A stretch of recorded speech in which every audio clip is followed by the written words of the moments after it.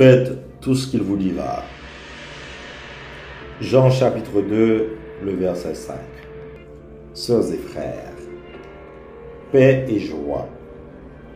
Parvenus au deuxième dimanche ordinaire de l'année C, nous sommes témoins d'une nouvelle manifestation de Jésus, son premier miracle aux noces de Cana.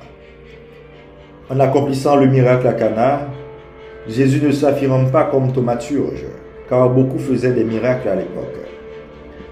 Les miracles avaient un objectif particulier, et Jean nous dira à la fin de son évangile, il y a encore beaucoup d'autres signes que Jésus a fait en présence des disciples, et qui ne sont pas écrits dans ce livre. Mais ceux-là ont été écrits pour que vous croyiez que Jésus est le Christ, le Fils de Dieu, et pour qu'en croyant, vous ayez la vie en son nom. Jean 20, 30, 31. Jésus, via les noces de Cana, nous dit long sur les alliances humaines et surtout sur notre relation avec Dieu.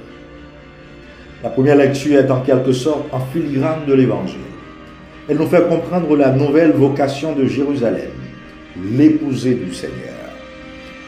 Dans l'Évangile, la symbolique matrimoniale est très forte. Jésus joue en pratique le rôle de l'époux.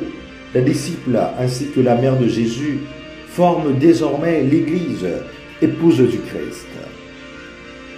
D'abord, l'image des noces, du festin nuptial, nous rappelle le prophète Isaïe, chapitre 25, les versets 6 et 9.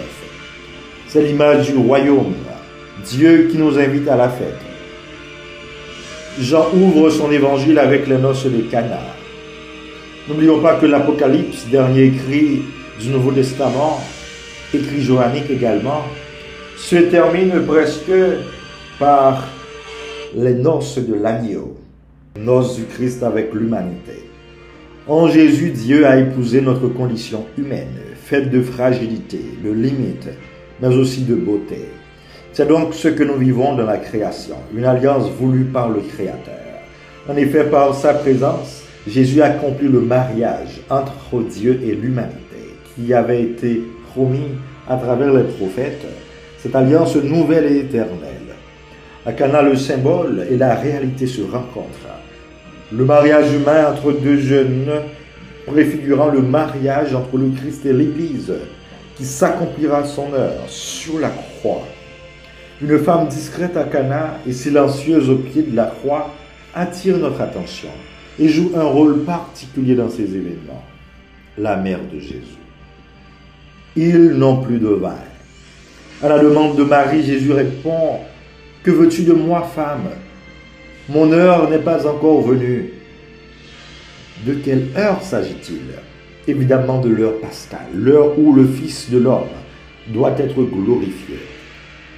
Ce changement de l'eau en vin nous renvoie aux multiplications des pains, qui renvoie elle-même au récit de la dernière scène. Les noces de Cana constituent une préfiguration du repas pascal, des noces éternelles. Françoise Dolto dira de Marie qu'elle a accouché Jésus à sa vie publique, comme elle l'a mis au monde à Bethléem. De fait, c'est elle qui lui fait produire le premier signe par lequel sa gloire sera manifestée.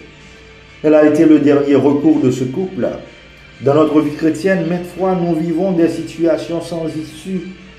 Nous faisons souvent face à des problèmes presque sans solution. Alors, elle est toujours là, Marie, pour nous montrer le chemin. Faites tout ce qu'il vous dira. Ces mots font écho en nous et nous font penser à se prononcer au moment de l'annonciation. Qu'il me soit fait selon ta parole. Elle priorise dans sa vie la volonté de Dieu et nous invite à faire de même. Ce récit nous invite à penser aujourd'hui à notre monde qui a perdu le sens de l'alliance, le sens du mariage. Les relations qui arrivent à tenir manquent souvent de vin. Le vrai défi qui s'impose aujourd'hui au couple, c'est la fidélité. Les liens du mariage sont indissolubles.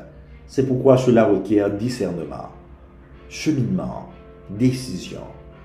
Il arrive souvent au foyer d'être à court de vin, quand il n'y a plus la joie d'être ensemble, quand il n'y a pas la volonté de se pardonner, quand il n'y a pas le respect mutuel, quand il n'y a pas l'attention aux autres, quand il n'y a pas la communication, le partage. ce sont des manques de vin. C'est un manque de vin. Heureusement, Marie nous enseigne la voie à suivre, le chemin de la volonté de Dieu. Sœurs et frères, que nous soyons unis dans l'unique esprit, celui du Père et du Fils, qui rassemble nos dons et nos charismes pour nous rendre conscients de notre participation au corps du Christ, époux de l'Église.